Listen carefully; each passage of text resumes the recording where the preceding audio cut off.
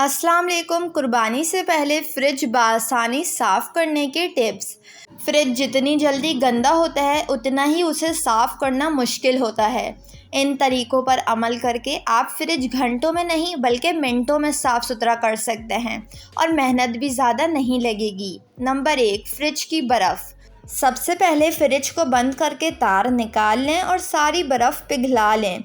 बर्फ़ को तेज़ी से पिघलाने के लिए नमक छिड़का जा सकता है।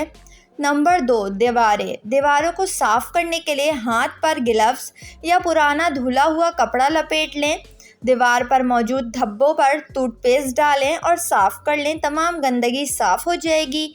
इसके बाद गीले कपड़े से दीवारें साफ़ कर लें। टूथपेस्ट गंदगी साफ़ करने के लिए साथ ही जरासीम कश खुसूसियात भी रखता है। इसके अलावा ये नागवार बदबू को भी दूर कर देगा और बआसानी आपके फ़्रिज की दीवारें साफ़ हो जाएंगी।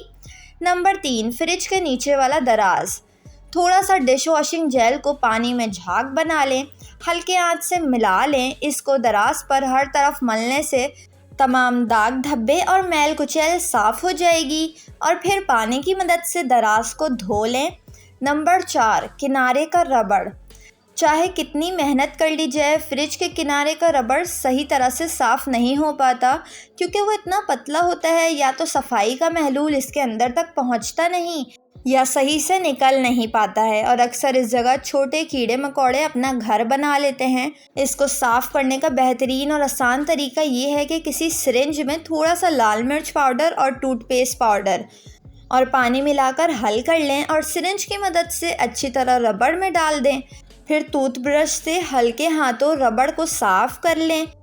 मिर्च और टूथ पाउडर की वजह से कीड़े अब यहाँ घर नहीं बना सकेंगे। नंबर 5, शीशे के शेल्फ़।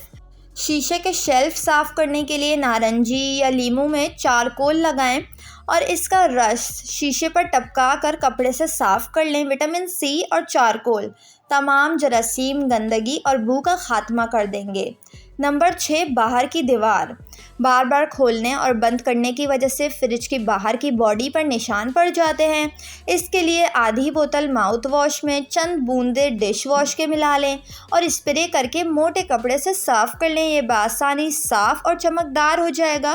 वीडियो को लाइक और चैनल को ज़रूर सब्सक्राइब कर लें।